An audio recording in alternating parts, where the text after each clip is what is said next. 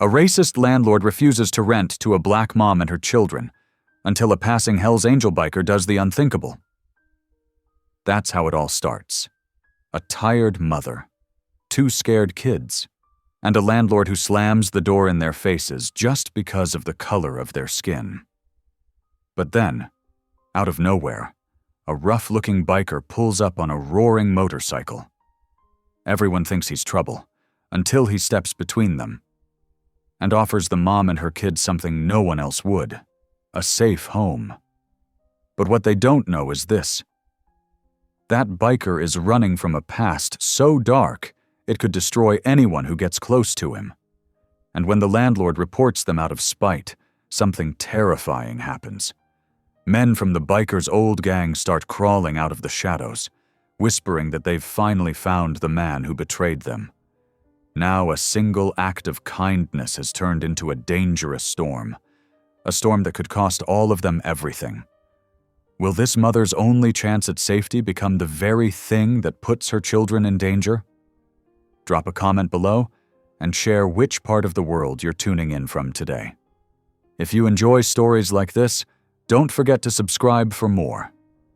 The March wind whipped across the empty parking lot, carrying the last bite of winter in its teeth. Eden Ward pulled her thin jacket tighter, watching her breath form clouds in the morning air. The cracked pavement beneath her feet told the same story as every other rental property they'd visited. Neglect, indifference, the kind of place where hope came to die. "Mama?" Ruby's small hand tugged at her sleeve, those big brown eyes looking up with unwavering trust. "I'm cold." Eden pulled her 5-year-old daughter closer, sharing what little warmth she could. 8-year-old Noah stood quietly on her other side, his shoulders straight despite the exhaustion she knew he felt after another night of sleeping in their car. "Is this one going to be home?" Noah whispered, his voice careful and measured, like a child who'd learned too early not to ask for too much. Eden's heart clenched. 3 weeks of rejections, 3 weeks of parking in Walmart lots, washing up in gas station bathrooms, stretching their dwindling savings on fast food meals. She forced a smile. "We'll see, baby. Let's just talk to Mr. Calder first."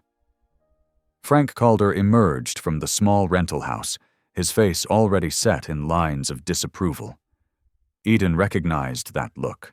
She'd seen it too many times lately. Still, she straightened her spine and stepped forward, rental application clutched in her hand like a shield.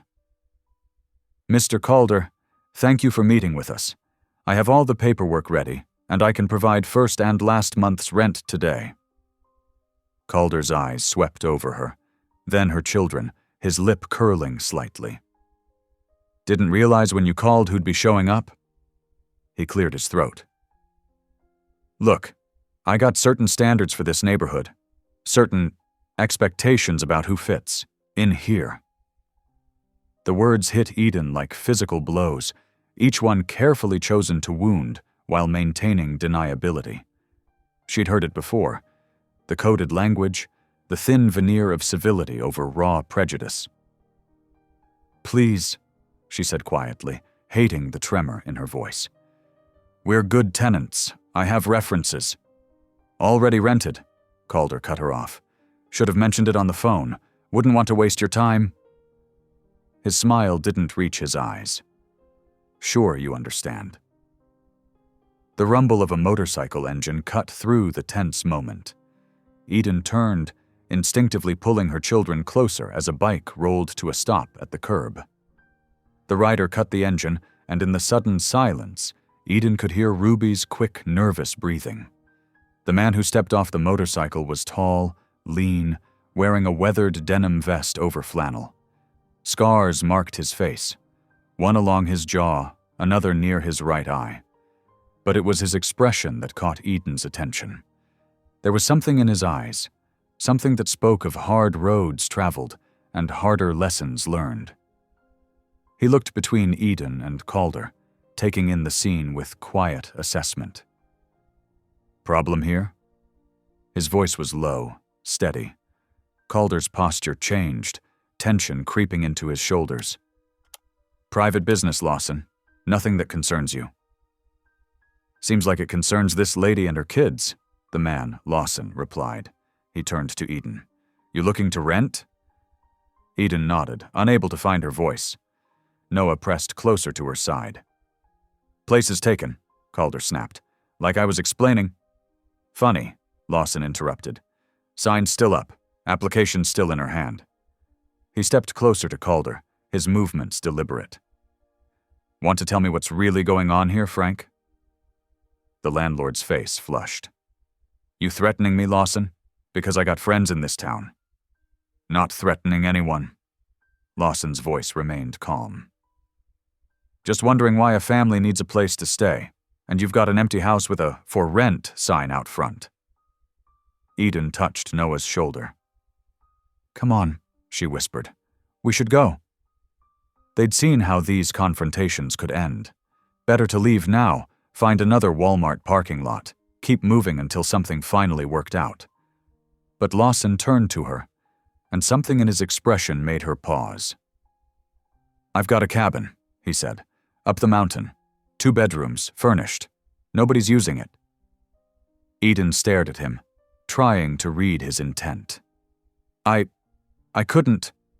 "No rent," he continued. "Not until you get on your feet. It's just sitting there empty anyway." Ruby tugged at Eden's sleeve again. "Mama, he looks nice, like a good bear." Despite everything, Eden felt a smile twitch at her lips. Leave it to Ruby to cut through fear with pure childhood clarity. But still, why would you help us? Lawson's eyes met hers, and in them she saw something unexpected. Understanding. "Because somebody once helped me," he said simply, "when I needed it most." Calder made a disgusted sound. "You're making a mistake, Lawson. These people, Lawson cut in, his voice harder now, "are my guests. That going to be a problem, Frank?" The landlord took a step back, muttering something under his breath as he turned away. Eden watched him go, still trying to process the sudden turn of events. A cabin, a safe place for her children. It seemed too good to be true, and everything she'd learned in life told her to be wary of such offers. But when she looked at Lawson again, she saw no hidden agenda in his expression. Just quiet patience, waiting for her decision. "I'm Gabe," he said softly. "Cabin's about 15 minutes up the mountain. You can follow my bike, see if it suits you." Noah looked up at Eden, hope warring with caution in his young face. Ruby had already stepped toward Gabe, drawn by that indefinable something that children sometimes sense in adults. Eden took a deep breath. Every instinct honed by hard experience told her to be careful, to question, to protect her children at all costs. But beneath that, in a place she'd almost forgotten existed, something else stirred. Hope, maybe, or faith in the possibility that sometimes, just sometimes, good things could happen to people who needed them most. "Okay," she said finally. "We'll look." Gabe nodded, no triumph or pressure in his manner. He simply walked back to his motorcycle, started it up, and waited as Eden ushered her children into their tired sedan. As she pulled out behind him, following his bike up the winding mountain road, Eden felt tears prick at her eyes. Not from humiliation this time, but from something else, the weight of weeks of fear and rejection lifting just enough to let her breathe. She didn't know if she was making the right choice. Didn't know if this strange, scarred man with kind eyes was truly offering sanctuary, or if danger waited at the end of this mountain road. But as she glanced in the rearview mirror, seeing Noah's alert face and Ruby's peaceful sleeping one, she knew she had to try. For them. For the chance at something better than another night in a parking lot. The mountain road curved upward, and Eden followed the steady guidance of Gabe's motorcycle, heading toward whatever waited above. Be it danger, or just maybe, the first safe place they'd seen in years. The mountain road wound higher, each curve revealing stunning views of the Colorado wilderness, bathed in the golden light of approaching sunset. Eden followed Gabe's motorcycle carefully, her old sedan struggling slightly with the incline. After about 15 minutes of climbing, they turned onto a narrow dirt path that led to a clearing nestled among towering pine trees. The cabin that came into view took Eden's breath away. It wasn't the rundown shack she'd half expected, but a well-maintained structure with a wraparound porch and large windows that caught the fading sunlight. Smoke curled lazily from the stone chimney, suggesting someone had been here recently to prepare for their arrival. As Eden parked beside Gabe's motorcycle, Ruby pressed her face against the car window. "Look, Mama, it's like a fairy house." Noah, more reserved, studied the building with careful consideration. "It looks solid," he said quietly, and Eden's heart ached at how her 11-year-old had learned to evaluate shelter before beauty. Gabe dismounted his bike and waited patiently as they gathered their few belongings from the car. "Watch your step on the porch," he said, leading the way. "Some boards might need replacing come spring." The interior of the cabin stopped Eden in her tracks. Warm wood tones surrounded them, with a stone fireplace dominating one wall. Hand-carved shelves lined with books covered another, while thick quilts draped over comfortable-looking furniture. The kitchen, though small, was clean and well-organized, with copper pots hanging from a rack and mason jars of dry goods lined up on open shelving. "There's a loft up there," Gabe said, pointing to a sturdy wooden staircase. Before he could finish his sentence, Ruby was already climbing, with Noah following more cautiously behind. "Be careful," Eden called after them, but their excited voices drifted down, making her smile despite her anxiety. "Tea?" Gabe asked, moving to the kitchen. "Got some herbal stuff my friend Sarah insists I keep stocked." Eden nodded, still taking in her surroundings. "This is not what I expected." "From a biker?" His lips quirked slightly as he filled a kettle. "Yeah, I get that a lot." While the water heated, he showed her the rest of the cabin. 2 bedrooms branched off from the main living area, both simply furnished but comfortable. "You and the kids can take these," he said. "I've got a shed out back where I usually crash when I'm up here anyway." "But this is your home," Eden protested. "We couldn't possibly." "It's just a place I come to clear my head sometimes," Gabe interrupted gently. "Most nights I'm at the shop in town. Got an apartment above the garage." The kettle whistled, and they returned to the kitchen. While Gabe prepared the tea, Eden found some canned soup in the pantry and offered to make dinner. Soon, the cabin filled with the homey sounds of cooking and children's footsteps overhead. As they sat around the solid oak table, steam rising from their bowls, Ruby chattered about the secret corners she'd found in the loft, while Noah methodically broke crackers into his soup. The normalcy of the scene made Eden's throat tight with emotion. "So," Gabe said quietly, "what brings you to these parts?" Eden stirred her soup, considering how much to share. "We needed a fresh start," she said finally. "Away from someone who wasn't kind." Gabe nodded, understanding in his eyes. "Sometimes the bravest thing is knowing when to leave." "What about you?"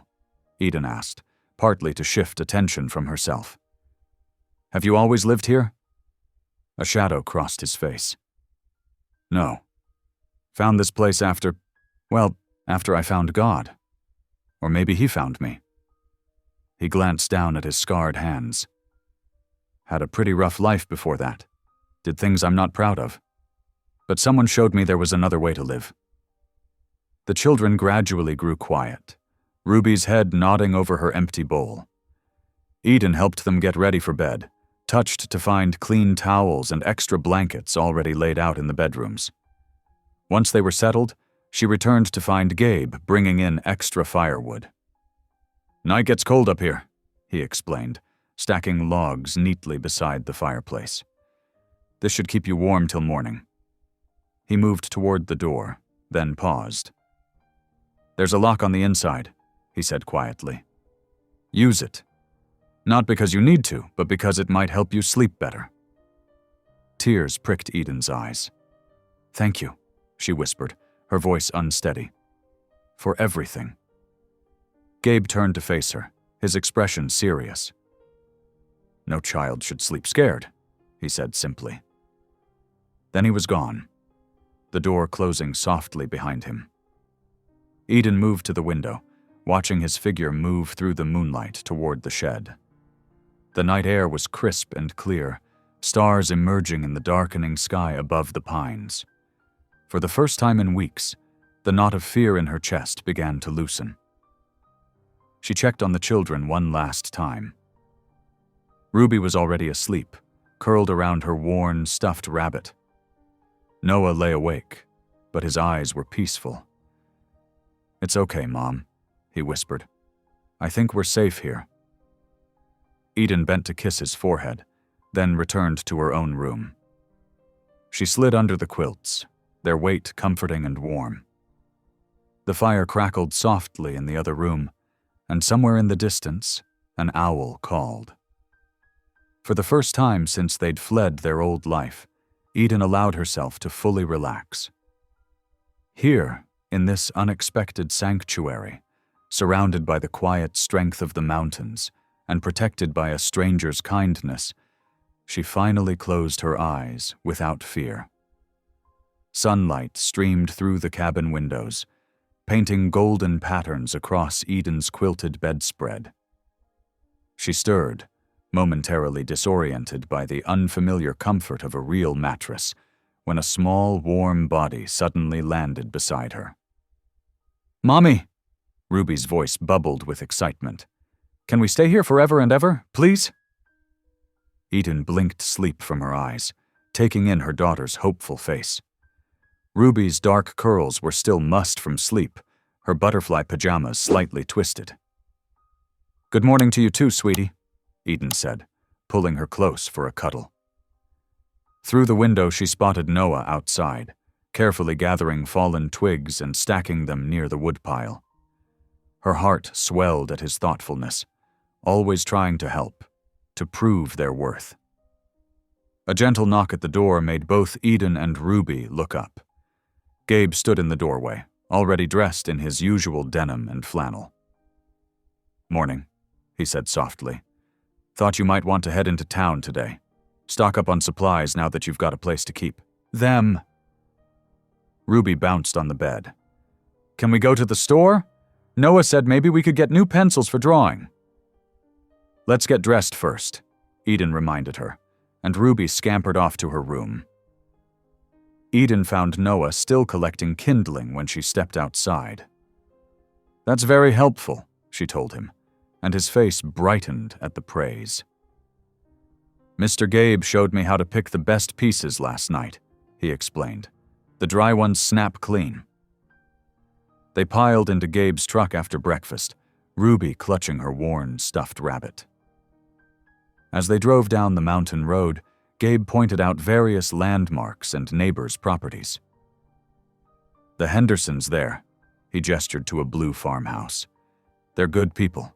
Sarah, the one who keeps me supplied with tea, lives there with her husband, Tom.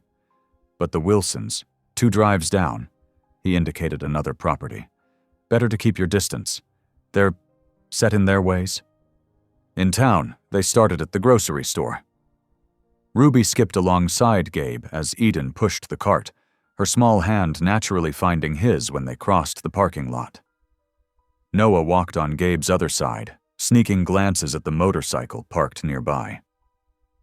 "It's a 1985 Harley Softail," Gabe explained, noticing Noah's interest. "Been rebuilding her piece by piece?" Noah's eyes widened. "Could you teach me about engines sometime?" "If your mom says it's okay," Gabe replied, meeting Eden's gaze with quiet respect. They were loading bags into the truck when Frank Calder's voice cut through the peaceful morning. "Well, "Look who it is," he called out loudly, deliberately drawing attention from passers-by. "The criminal's latest charity case." Eden stiffened, instinctively pulling Ruby closer. Several townspeople had stopped to watch, some whispering behind their hands. "Sneaking around with criminals now," Frank continued, his voice dripping with implications. "Real nice example for those kids." Gabe stepped forward, positioning himself between Frank and Eden's family. His voice was low, but carried clearly. "Might want to think carefully about your next words, Frank." Something in Gabe's stance made Frank take a step back, though he continued muttering as he walked away. Eden noticed several onlookers giving them a wide berth as they passed. The rest of their errands were completed quickly: school supplies from the small stationery store, basic toiletries from the pharmacy. Through it all, Eden could feel curious eyes following them, judgment heavy in their stares. Back at the cabin, the afternoon sunlight softened the morning's tension. While Eden prepared a simple dinner of pasta and vegetables, the children sat at the kitchen table, Ruby drawing with her new colored pencils, while Noah worked on a model airplane Gabe had found at the store. Outside, the steady rhythm of Gabe's hammer echoed as he repaired the loose porch step. The domestic sounds blended with birdsong and the whisper of pine trees, creating a peace Eden hadn't known in years. "Mr. Gabe said he'd show me how engines work," Noah announced, carefully applying glue to a tiny plane part. "He's super strong," Ruby added, coloring with fierce concentration. "He carried all the heavy bags by himself?" Eden smiled, stirring the pasta sauce. "He's been very kind to us." As dusk approached, they all sat down to eat, Gabe joining them after washing up from his repair work. The conversation flowed easily, the children sharing their plans for their new rooms, while Eden and Gabe exchanged quiet smiles at their enthusiasm. When dinner was finished, Gabe gathered his tools to head back to town. Eden watched from the doorway as he walked to his truck, the evening air growing cool around her. That's when she noticed another vehicle parked further down the road, Frank's sedan, barely visible in the growing darkness. Gabe saw it too. He paused, his expression changing subtly as he scanned the shadows. Something in his posture reminded Eden of a watchful guard dog, alert to potential threats. She saw him bow his head briefly, lips moving in what appeared to be a quiet prayer, before he climbed into his truck and drove away. The gravel crunched under Frank's tires as his car pulled away shortly after, leaving Eden standing in the doorway, her momentary peace disturbed by the weight of unseen dangers gathering in the darkness. Inside, Ruby called for her bedtime story, and Noah asked if they could leave a light on in the kitchen. Eden closed and locked the door, trying to shake off her unease as she turned her attention back to her children, grateful for the solid walls around them and the memory of Gabe's protective presence. The morning light painted golden patterns across the cabin's wooden floors as Eden hummed softly, wiping down the kitchen counters. Through the window, she could see Noah and Ruby playing in the yard. Their laughter carried on the mountain breeze. Noah had constructed an elaborate fort from fallen branches, while Ruby gathered pine cones, arranging them in careful patterns. Eden smiled as she organized the groceries they'd bought yesterday, properly storing everything in the cabinets. It felt good to create order, to make this space, however temporary, feel like home. She'd already swept the floors and dusted the shelves, finding comfort in these simple tasks that brought clarity to her mind. "Mom!" Ruby's voice rang out from outside. "Look what I made!" Eden walked to the door, drying her hands on a dish towel. Ruby had arranged her pine cones into a heart shape on the front step. "That's beautiful, sweetheart," she said, bending down to admire the creation. Noah appeared from behind his fort, carrying more branches. "I'm building a lookout tower," he announced proudly, "like the ones forest rangers use." The peaceful moment shattered at the sound of car tires on gravel. Eden's heart jumped as 2 police cruisers pulled up to the cabin. She quickly gathered her children close as 2 officers stepped out, their badges glinting in the sunlight. "Mrs. Ward?" the taller officer called out. "I'm Officer Martinez. This is Officer Chen. We've received a welfare concern about you and your children." Eden's throat tightened. "We're fine," she managed. "Who filed the concern?" "A Mr. Frank Calder," Officer Chen said, consulting his notebook. "He expressed worry about you staying in a known biker's residence. Says there might be safety issues." Ruby pressed closer to Eden's side, while Noah stood straighter, his small face serious. "Mr. Gabe is nice," he said firmly. He fixed the porch step. The sound of a truck engine interrupted the tension. Gabe's vehicle appeared around the bend, and Eden felt both relief and worry as he parked and approached the group. His expression was calm, but alert as he walked up to the officers. "Afternoon," he said evenly. "I'm Gabriel Lawson, the property owner. How can I help?" Officer Martinez explained the situation while Gabe listened patiently. Without being asked, he pulled out his wallet and handed over his identification. "The cabin's been in my name for 5 years," he explained. "Mrs. Ward and her children are my guests. I stay in town most nights, working at Thompson's auto shop. You're welcome to verify everything."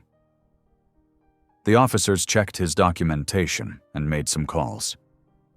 Eden watched as Gabe stood quietly, his presence steady and reassuring. Finally, Officer Martinez handed back Gabe's ID. "Everything checks out," he said. "Sorry for the disruption. Have a good day, folks." As the police cruisers disappeared down the mountain road, Eden sank onto the porch steps, her legs shaky. "I'm so sorry," she whispered. "I'm causing you nothing but trouble." Gabe shook his head. "Why don't you kids go play while I talk to your mom?" he suggested gently. Once Noah and Ruby had returned to their activities, he sat down beside Eden, leaving comfortable space between them. "I need to tell you something," he said quietly. "The reason I offered you this place so quick, it wasn't just kindness." He paused, his eyes distant. "There was a time in my life when I caused fear in others, did things I'm not proud of. When I found faith, I made a promise to leave this world kinder than I found it. Seeing you and your children that day, facing Frank's prejudice, I knew what I had to do." Eden wiped away a tear. "I haven't felt hope in such a long time," she admitted. "Everything's been about survival, about keeping the children safe. But here..." She gestured to the peaceful yard, where Noah and Ruby had resumed their play. "Here, I can breathe again." "You're safe here," Gabe assured her. "All of you." As evening settled over the mountains, Eden tucked her tired children into bed. Ruby had insisted on saying a prayer for Gabe. Because he's our guardian angel, while Noah had proudly shown off the beginnings of a birdhouse he was building. Later, Gabe stepped out to check the property, a habit he'd never fully shaken from his past life. The night was clear, stars scattered across the dark sky like diamond dust. He moved quietly through the shadows, checking the perimeter of the cabin. Near the back of the property, his flashlight beam caught something that made him freeze. Tire tracks, fresh ones, cutting through the soft earth. He studied them carefully, his experienced eye noting the tread pattern. These weren't from any local vehicle he knew. His phone buzzed in his pocket. Unknown number. Opening the message, he felt his blood run cold. There on the screen was an image he'd hoped never to see again, a motorcycle club insignia, one that held dark memories and broken promises. Gabe stood in the pre-dawn light, watching the mountains fade from black to purple to gold. The peaceful scene felt like a lie now. His past, it seemed, had found him. The weight of it pressed against his chest as he stared at the horizon, knowing that the sanctuary he'd created for Eden and her children was about to be tested. The morning sun painted golden stripes across the cabin's wooden floor as Gabe sat with Noah on the porch, showing him how to whittle simple shapes from soft pine.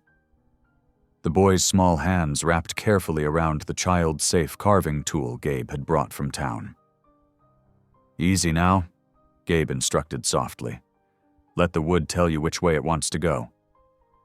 He guided Noah's hands, helping him make smooth, controlled strokes that slowly revealed the shape of a small bird. Noah's face lit up as the figure began to emerge. "Look," he whispered excitedly. "I can see its wings." Through the open window behind them, the smell of pancakes and coffee drifted out, along with Ruby's cheerful chatter as she helped Eden prepare breakfast. The domestic sounds filled the crisp mountain air, creating an illusion of peace that Gabe desperately wanted to believe in. A distant rumble echoed through the valley. Motorcycle engines. Gabe's shoulders tensed involuntarily, his hands freezing mid-motion. He forced himself to breathe slowly, but Eden, who was setting plates on the small table by the window, noticed his reaction. Their eyes met briefly, and he saw the question in hers. But she didn't ask. Instead, she called out, "Breakfast is ready." Ruby bounded onto the porch, her dark curls bouncing. "Daddy Gabe, look what I drew!" She thrust a colorful paper toward him, then immediately covered her mouth, eyes wide at what she'd called him. Gabe's heart squeezed, but he smiled gently. "That's beautiful, sweetheart. Why don't you show me where you want to hang it inside?" Throughout the morning, Eden moved through the cabin with quiet purpose, organizing their few belongings and making the space feel more like home. Ruby had created an art gallery of drawings on one wall, stick figures holding hands, rainbow-colored mountains, and what appeared to be Gabe's motorcycle surrounded by hearts. Noah alternated between practicing his carving and helping Gabe with small repairs. The window latch had been sticking, and Gabe showed him how to oil and adjust it properly. "Always good to know how things work," he explained, watching Noah absorb every detail with serious attention. Every hour or so, Gabe would step outside, scanning the surrounding forest and checking the trails that led to the cabin. He tried to make it look casual, but his awareness never dimmed. The morning's motorcycle sounds had carried a message he understood all too well. By late afternoon, Ruby had fallen asleep on the couch, clutching a stuffed rabbit Gabe had brought back from town. Noah sat at the table, focused intently on his carving. Eden gestured for Gabe to join her on the porch, where 2 cups of coffee waited. "I need to tell you something," she said quietly, wrapping her hands around the warm mug. "About why we left." She paused, gathering courage. "His name was Marcus. He never hit me. That's what made it hard to explain to people. But he..." Her voice wavered. "He made me doubt everything about myself. Every decision, every thought. He'd promise things to the children, then deny ever saying them. Made them think their memories were wrong too." Gabe listened silently, his presence steady and accepting. "By the end, I didn't trust my own mind anymore," Eden continued. "The day I finally left, he told me I was imagining things again, that I'd never survive on my own, that no one would believe me." She wiped away a tear. "Sometimes I still hear his voice in my head, telling me I'm making mistakes." "Eden," Gabe said softly, his voice carrying the weight of truth. "You're one of the strongest people I've ever met. The way you protect those children, how you keep going, how you're building something new, that takes real courage." She looked at him, startled by the simple, direct affirmation. It had been so long since anyone had seen her clearly, had named her strength instead of her fears. As evening approached, the cabin filled with the smell of chicken soup and fresh bread Eden had made. They gathered around the small table, and for a moment, the scene felt so natural. So right. Ruby telling elaborate stories about her drawings, Noah proudly showing everyone the progress on his carved bird, Eden and Gabe exchanging small smiles over the children's heads. "I'll get more firewood," Gabe said after dinner, stepping out into the gathering dusk. The peace of the evening shattered the moment he reached the woodpile. There, carved fresh into the trunk of a nearby pine, was a symbol he knew by heart. 3 interlocked circles with a dagger through the center. The mark of his former brotherhood, left to let him know they'd been watching. His hands shook slightly as he gathered the wood. Taking a deep breath, he composed his features into a calm mask before returning inside. Eden was helping Ruby get ready for bed, while Noah sat reading by the fire. They looked so vulnerable, so precious in their newfound security. Long after the children's breathing had settled into sleep's rhythm, after Eden had retired to her room, Gabe sat in the darkened main room. The fire cast dancing shadows on the walls covered with Ruby's artwork. His mind raced through possibilities, contingency plans, escape routes. His old life was closing in, threatening everything he'd built, everything these innocent people had come to trust. In the quiet night, Gabe remained vigilant, a guardian between his newfound family and the dangers circling ever closer. His prayer was simple, repeated through the long hours. "Lord, let me be strong enough to protect them. Let me be worthy of their trust."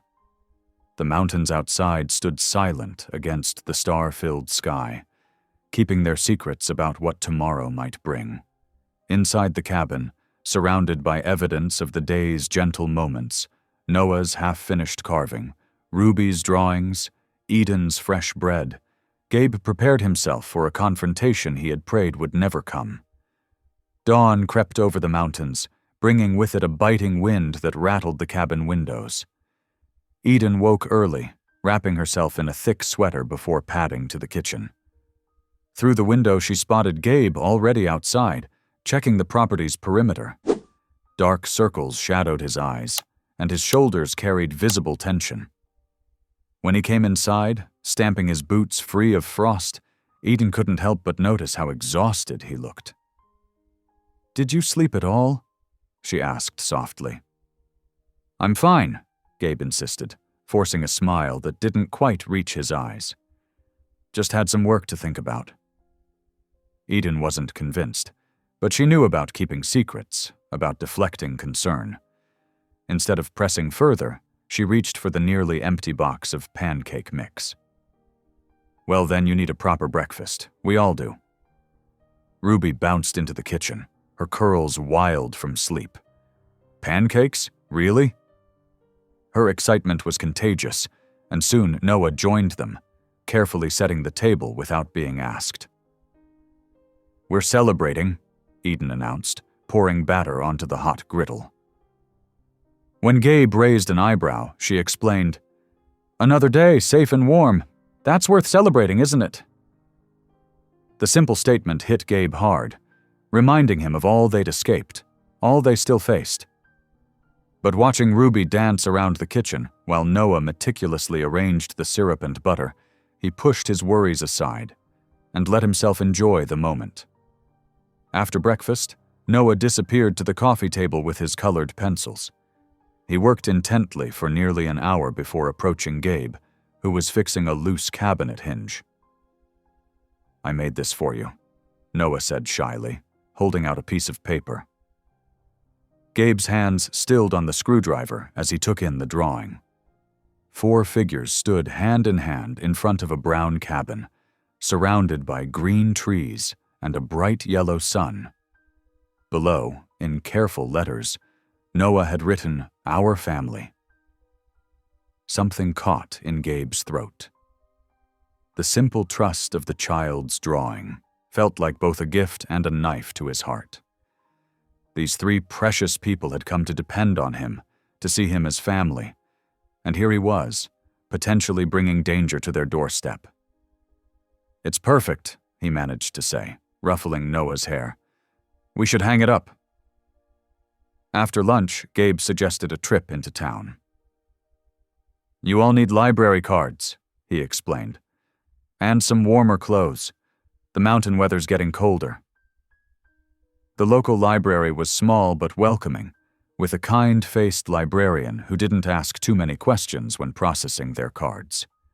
Ruby immediately gravitated to the children's section, while Noah browsed books about woodworking and nature. The thrift store next door yielded warm jackets for both children, plus some sweaters for Eden, and thick socks for everyone. As Eden helped Ruby try on boots, Gabe glanced out the storefront window. His heart sank when he spotted Frank Calder across the street, talking intensely with two men Gabe recognized from his past life. They weren't full patch members of his old gang, but they were associates, the kind who carried messages and did favors for the real players. Making an excuse about checking the truck, Gabe slipped into the convenience store next door. He quickly purchased a prepaid phone, then stepped into the alley to activate it. His fingers flew over the keys as he checked various social media platforms and messaging boards where his former brothers typically communicated. His worst fears were confirmed. They were definitely in the area, asking questions about him. When he rejoined Eden and the children, he worked hard to keep his expression neutral, but his mind was racing with contingency plans. The drive back to the cabin felt longer than usual, every passing vehicle a potential threat. The evening settled into what had become their routine. But now it felt precious, fragile. Eden stirred a pot of hearty stew on the stove, the warm aroma filling the cabin. Ruby curled against her mother's side on the couch, thumbing through her new library books, while Gabe sat at the table helping Noah with math worksheets. "See, fractions aren't so bad when you think about them like pieces of pie," Gabe explained, watching Noah's face light up with understanding. The scene was so domestic, so peaceful, it made his chest ache. These moments of quiet joy felt like a gift he didn't deserve, and one he might not be able to keep. After the children were asleep, Gabe walked out to the shed, his breath clouding in the cold night air. The moon cast enough light for him to find what he needed without a flashlight. In the back corner, beneath some old tarps, sat a metal lockbox he'd hoped never to open again.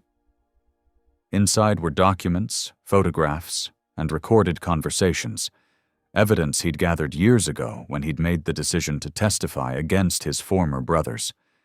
He'd kept it as insurance, knowing there might come a day when he'd need leverage again. Gabe ran his fingers over the tight, cool metal of the box, remembering the cost of collecting its contents, the lives that had been changed and lost because of what it revealed. He'd thought this part of his life was over, buried in the past where it belonged. But now, with Frank stirring up trouble and his old gang circling closer, he might need these secrets again. He tucked the box under his arm, knowing he couldn't leave it in the shed any longer. Not with what was coming. The weight of it felt like carrying his past sins. But if these secrets could help protect Eden and the children, he'd bear that burden gladly. The cabin windows glowed warm and inviting in the darkness, and through them he could see Ruby's drawings taped to the walls, Noah's carved attempts at birds lined up on the windowsill, Eden's touch evident in the neat curtains and arranged flowers. They'd made this place a home, and he would do whatever it took to keep it safe. The morning dawned pristine and hushed, snowflakes drifting down in gentle swirls that transformed the mountain landscape into a wonderland. Gabe stood at the cabin window, watching the white blanket deepen, and saw an opportunity he couldn't resist. "Hey, Noah," he called softly, not wanting to wake Ruby, who was still curled up on the couch. "Want to learn something important?" Noah's eyes lit up as he hurried to pull on his boots. Eden watched from the kitchen doorway, a gentle smile playing at her lips as Gabe helped her son zip up his coat and adjust his gloves. "We'll stay close to the cabin," Gabe assured Eden. Just going to teach him some basics about tracking and staying warm out here." Outside, the snow muffled their footsteps as Gabe showed Noah how to identify animal prints, rabbit tracks hopping in zigzag patterns, the delicate impressions of deer moving through the trees. Noah listened with complete attention, his breath coming out in little white puffs as Gabe explained how to build an emergency shelter using pine boughs. "See how the branches overlap?"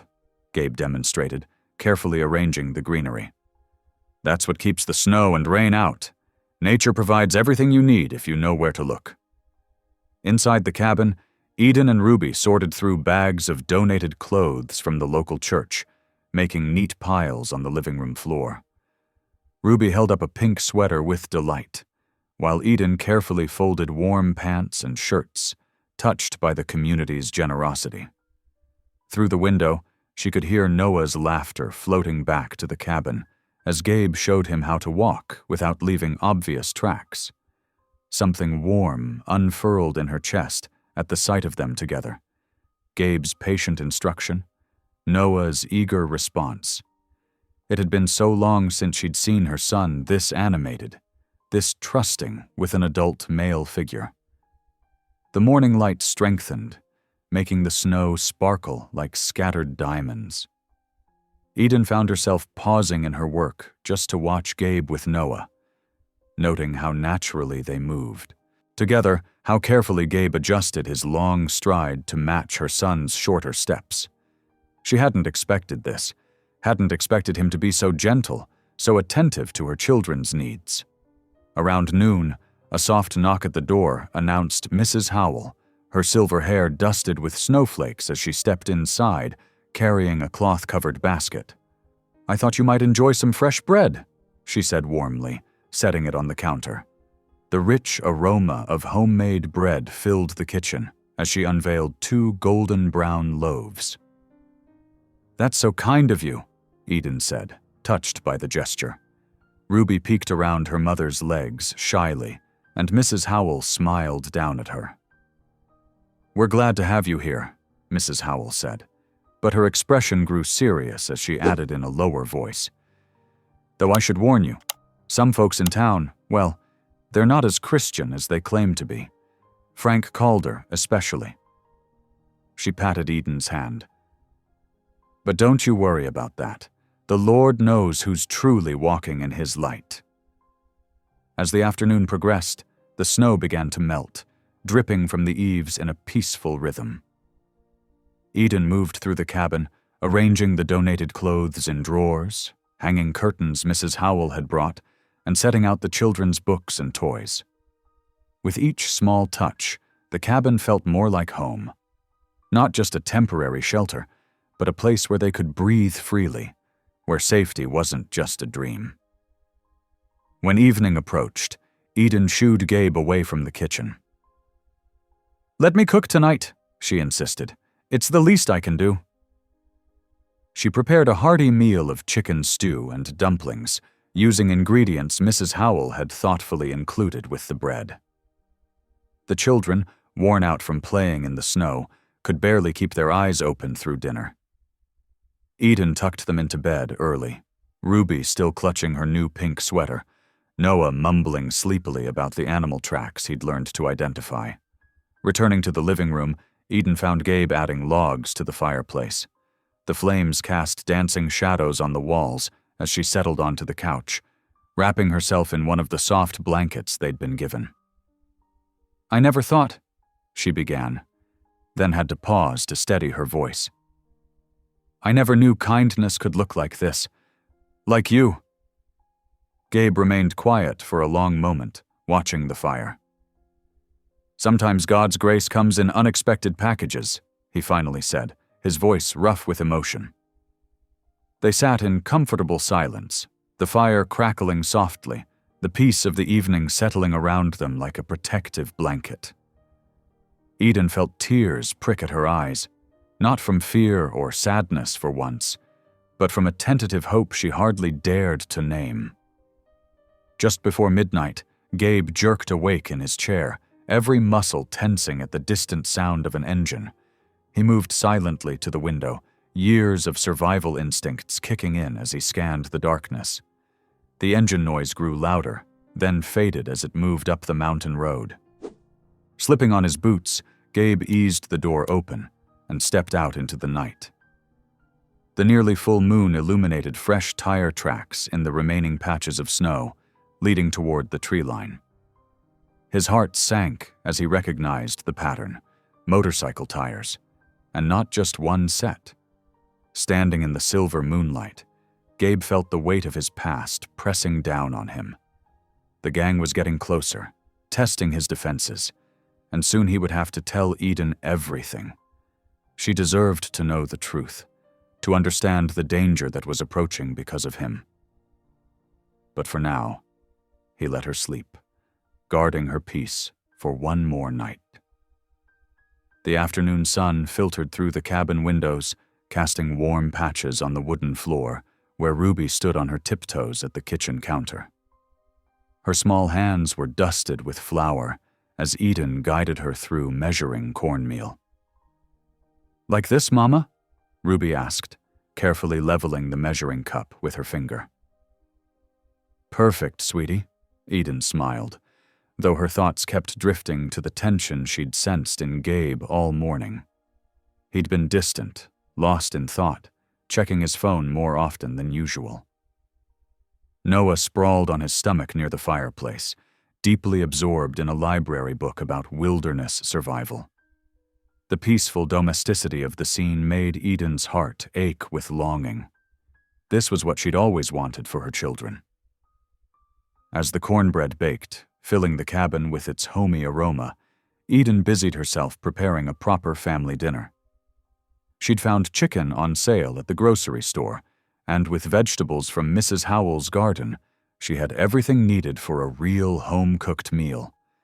The kitchen came alive with the sounds of cooking, the sizzle of chicken browning, the gentle bubble of vegetables simmering, the timer ticking away for the cornbread. When Gabe came in from checking the property, his worried expression softened at the sight before him. The table was set with mismatched plates they'd collected from the thrift store, and delicious smells filled the air. "What's all this?" he asked, hanging his jacket by the door. "Dinner," Eden said simply. "A proper one, all of us together." Ruby bounced in her chair, proudly pointing to the golden cornbread cooling on the counter. "I helped make that." For the first time that day, Gabe's smile reached his eyes. He washed up at the sink while Eden brought the food to the table, and soon they were all seated together, passing dishes and filling plates. The simple act of sharing a meal transformed the cabin's atmosphere. The worry lines eased from Gabe's face as he helped Ruby cut her chicken into bite-sized pieces. Noah looked up from his plate, his usual shyness giving way to excitement as he described the book he'd been reading. "Did you know you can find north using just the stars?" he asked Gabe. "I do," Gabe nodded, launching into a story about learning constellations during camping trips. Soon they were all laughing at Ruby's attempt to make the chicken dance across her plate, and Eden felt tears prick at her eyes. Happy ones, for once. As the meal wound down, Noah's head began to droop, and he gradually slumped against Gabe's shoulder. Ruby curled up in Eden's lap, thumb in her mouth, something she only did when completely content. The sight of her children so at ease, so trusting, made Eden's heart swell. "Thank you," Gabe said softly, careful not to disturb Noah. "I can't remember the last time I had a real family dinner like this." Eden reached across the table and squeezed his hand. "Neither can we."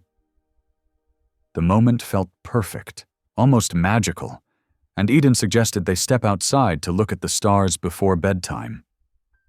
The children perked up at this, and Gabe carefully shifted Noah to his feet. But as they opened the door, their peaceful evening shattered like glass.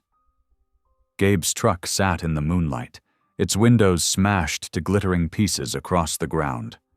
The dark paint was defaced with bright red spray paint, a symbol Eden didn't recognize, but one that made Gabe's face go pale. Near the truck's fuel tank, A rag smoldered, giving off an acrid smell of gasoline and smoke.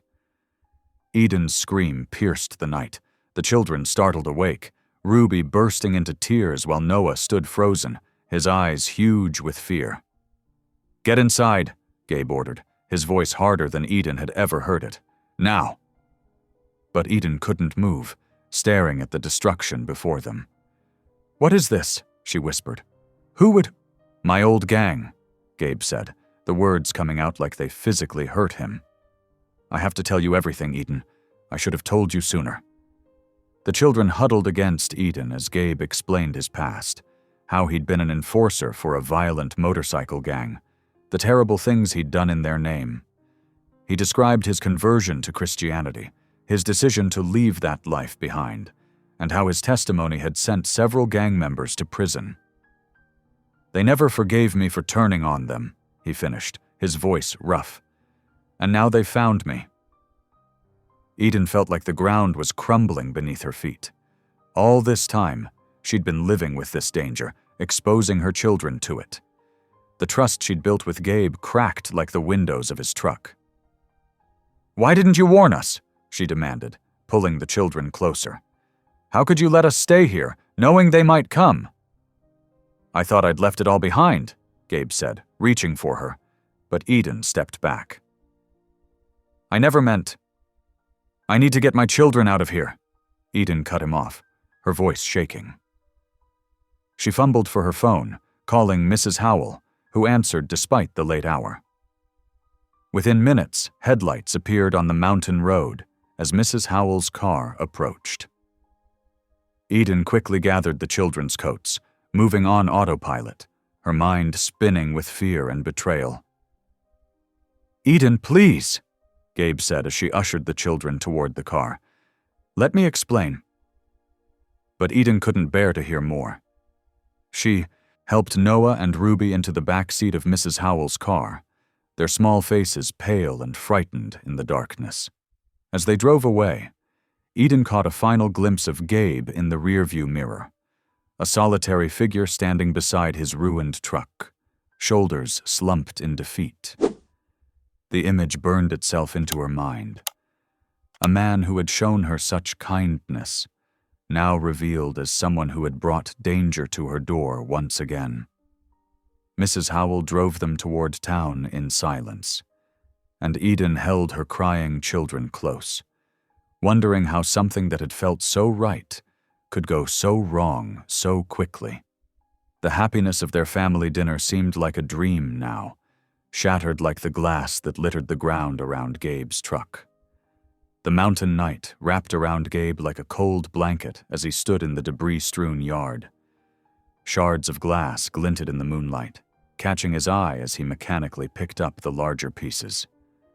His hands trembled, from exhaustion, from heartbreak, from the weight of everything crashing down around him. Moving methodically, he boarded up the broken windows of his truck with pieces of plywood from the shed. The work was automatic, muscle memory from years of repairs, but his mind wandered to Eden's face when she'd learned the truth. The fear in her eyes had cut deeper than any knife. "Should have told her sooner," he muttered, hammering another nail with more force than necessary. "Should have known better than to think I deserved." He left the thought unfinished, focusing instead on securing the cabin. The failed Molotov cocktail had scorched the ground near his truck, leaving a black stain on the earth. If it had landed just a few feet closer to the cabin, where Eden and the children slept. Gabe's throat tightened. He dropped to his knees in the half-burned yard, hands clasped so tight his knuckles went white. "Lord," he whispered, voice rough with emotion, "I know I don't deserve your mercy, but please, protect Eden and those children. They're innocent. If someone has to pay for my past sins, let it be me alone." Down in town, Eden lay awake in Mrs. Howell's guest room, listening to Ruby's quiet sobs. The little girl had cried herself to sleep multiple times, calling for Mr. Gabe between hiccups.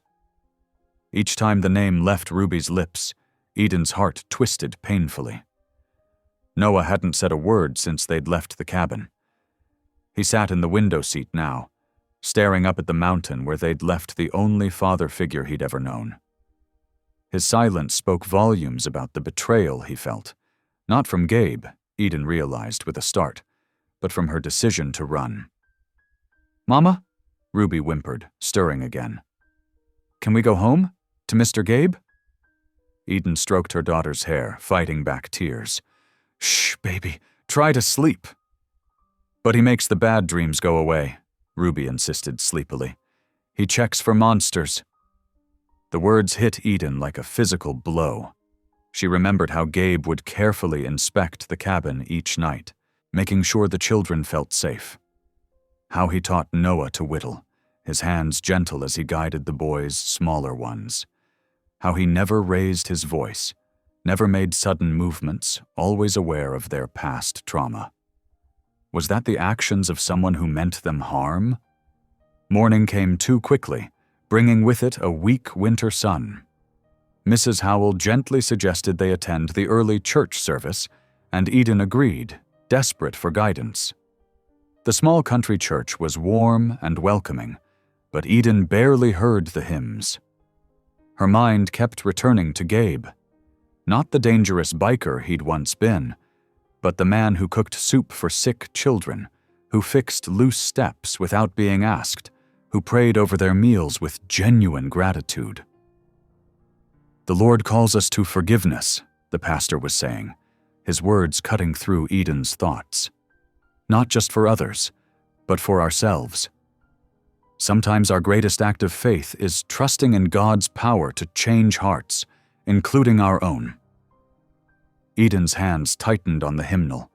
She'd run from the cabin out of fear of betrayal, fear of violence, fear of trusting the wrong person again. But what if running had been the faithless choice? What if staying, believing in Gabe's redemption, was the true act of courage? "Mrs. Howell," Eden whispered as they left the service, "would you watch the children for a little while? I need to go back up to the cabin." "To warn him?" Mrs. Howell asked knowingly. "About the police asking questions in town?" Eden nodded, though that wasn't her only reason. She needed to see Gabe, to understand better, to make sure he was safe. "The children?" she asked hesitantly. "Will be fine with me," Mrs. Howell assured her. "Sometimes a mama needs to follow her heart to know what's best for her babies." Eden hugged her children tightly before leaving. "I'll be back soon," she promised. "Be good for Mrs. Howell." Noah finally broke his silence. "Tell Mr. Gabe we miss him," he said softly. The drive up the mountain seemed longer than ever before. Eden's hands gripped the steering wheel as she rehearsed what she would say to Gabe. She needed to understand everything, not just his past, but his present, his hopes for the future. As she rounded the final bend near the cabin, her heart stopped. 5 motorcycles surrounded the yard, their riders dismounting with practiced efficiency. The sun glinted off metal in their hands, weapons drawn and ready. In the center of it all stood Gabe, alone and unarmed, facing his past with squared shoulders and steady eyes. Eden's foot hit the brake, but she was too far away to warn him, too far to help. All she could do was watch as the scene unfolded before her, her worst fears materializing in the bright morning light. Eden's heart hammered as she crouched behind a cluster of pine trees, her car hidden from view around the bend. She clutched her phone with trembling fingers, whispering urgently to Noah and Ruby, who huddled against her legs. "Stay, absolutely quiet, babies. Don't move." Through gaps in the branches, she could see 6 burly men circling Gabe like wolves. Their leather vests bore patches she didn't recognize, but their intentions were clear from the weapons glinting in their hands. Gabe stood in the center, arms raised peacefully, though exhaustion lined his face. Dark circles beneath his eyes suggested he hadn't slept since they'd left. "You really thought you could just walk away?" A bearded biker spat on the ground. "After what you did to us? That life is behind me. Gabe said quietly. I paid my debt to society. Another gang member barked out a harsh laugh. Society? What about your debt to us? Brothers don't rat on brothers. I couldn't keep watching innocent people get hurt. Gabe's voice remained steady. You know that's not what we were supposed to be about. The largest biker, clearly their leader, stepped forward. Well, now we're gonna finish what should have been done years ago. Eden's breath caught as one of the men lunged suddenly, fist raised to strike Gabe. Without conscious thought, she burst from behind the trees, positioning herself between the bikers and Gabe. Her arms spread wide as Noah and Ruby pressed against her legs. Stop! Her voice rang out stronger than she felt. If you want him, you'll have to go through me first. The gang members froze, clearly stunned by her appearance. Eden's fingers trembled as she pressed the emergency call button on her phone, praying she'd done it correctly. Well, look who came back, sneered the leader. The little family man's got himself a shield now. He saved us, Eden declared, chin raised despite her fear. He gave my children a home when no one else would. He showed them what a real man looks like. Someone who protects instead of hurts. You don't know what kind of man he is, one biker growled. The things he's done. I know exactly who he is, Eden cut in. He's someone who chose to change, who faced his past and decided to be better. That takes more courage than anything you're doing right now. Gabe's voice came soft behind her. Eden, take the kids and go. This isn't your fight. No, she said firmly. I'm done running from good things because I'm scared of the past. You protected us. Now we protect you. The gang members shifted uneasily, clearly unsure how to handle this unexpected development. Their leader's face darkened with rage. You're defending a traitor, he snarled, a man who turned his back on his brothers. I'm defending a man who turned toward the light, Eden shot back, who chose redemption over revenge, and if you want to punish him for becoming better than his past, you'll have to go through this family first. Ruby's small hand slipped into Eden's, squeezing tight. Noah pressed closer, his presence steady and brave despite his fear. In that moment, Eden felt stronger than she ever had before. A distant wail cut through the tension, police sirens growing closer by the second. The gang members' heads whipped toward the sound, panic replacing their bravado. You called the cops? The leader growled, taking a menacing step forward. Eden stood her ground. Like I said, you'll have to go through me first. The sirens grew louder, echoing off the mountains. Multiple vehicles by the sound of it, closing in fast. The gang members began backing toward their motorcycles, cursing and shouting threats. This isn't over, the leader spat as chaos erupted around them. Engines roared to life as the bikers scrambled to escape before law enforcement arrived. Through the mountain silence, police sirens grew to a crescendo as 3 sheriff's department vehicles screeched to a halt in front of the cabin, throwing gravel and dust.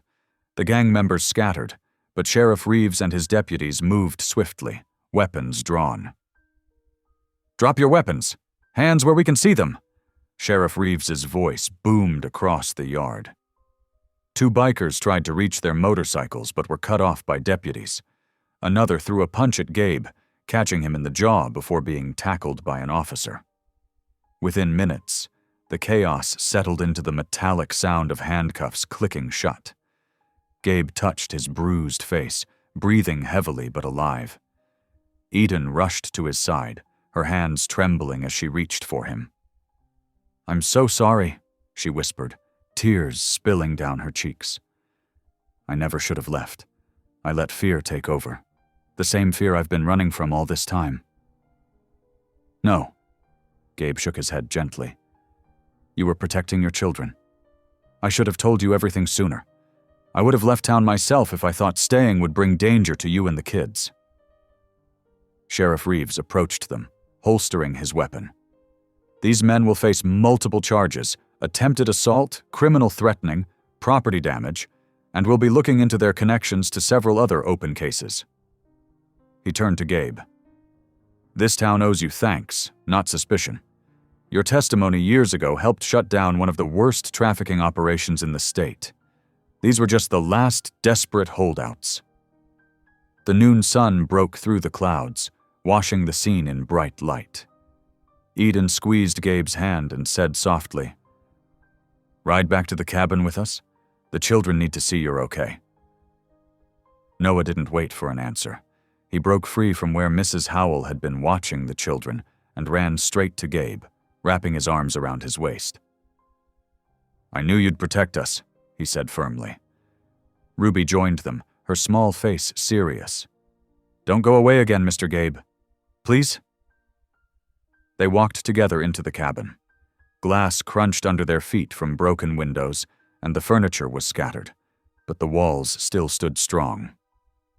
Eden looked around at the damage, then at her children pressed close to Gabe's sides, and finally at Gabe himself, the man who had risked everything to give them safety. "We survived," she said quietly. "Something that should have destroyed us made us stronger instead." Gabe looked down at Noah and Ruby, then met Eden's eyes with wonder, as if seeing for the first time that redemption hadn't just changed his life. It had created a family. The mountain air carried the sweet scent of new pine boards and fresh paint as spring sunshine warmed the newly restored cabin. A week had transformed the scene of confrontation into a testament of community spirit. Church volunteers and neighbors had worked tirelessly, replacing shattered windows, repairing walls, and building a sturdy new porch where Gabe now spent each morning with Noah and Ruby. The children's laughter echoed across the yard as Ruby carefully planted marigolds in the small garden Gabe had built especially for her. Her tiny hands patted the soil with determination, while Noah sat nearby on the porch steps, whittling a piece of wood under Gabe's watchful guidance. "Keep your thumb clear of the blade," Gabe reminded gently. "That's it. Smooth, steady strokes." The afternoon sun cast long shadows as friends and neighbors gathered for the barbecue Eden had organized. Mrs. Howell arrived with her famous potato salad, followed by several church families bearing covered dishes and warm smiles. The atmosphere was light, worlds away from the tension that had gripped the town just days before. Gabe stood at the grill, occasionally glancing at Eden as she moved among their guests. She looked different now, confident, peaceful, at home. The truth about his past heroism had spread through town, turning suspicion into respect, and Eden walked taller, knowing they had weathered the storm together. Noah bounced excitedly between guests, showing off his latest woodworking project. "Mr. Gabe's teaching me to make a birdhouse," he announced proudly to anyone who would listen. As evening settled in, painting the sky in soft oranges and pinks, Eden found her way to Gabe's side. She slipped her hand into his, squeezing gently. "Thank you," she said softly, "for giving us more than just shelter. You gave us a home." Her eyes met his, warm and certain. "This isn't just your place anymore," she continued. "It's our place, not a temporary refuge, but a real beginning." Gabe's throat tightened with emotion as he looked at the scene before him. Ruby's garden blooming with hope, Noah's proud smile, Eden's unwavering presence beside him. "I think," he whispered, voice rough with feeling, "I finally understand what redemption truly means." They stood together, watching the sun sink behind the mountains, their children's laughter carrying on the evening breeze. Eden leaned into Gabe's side, resting her head against his shoulder.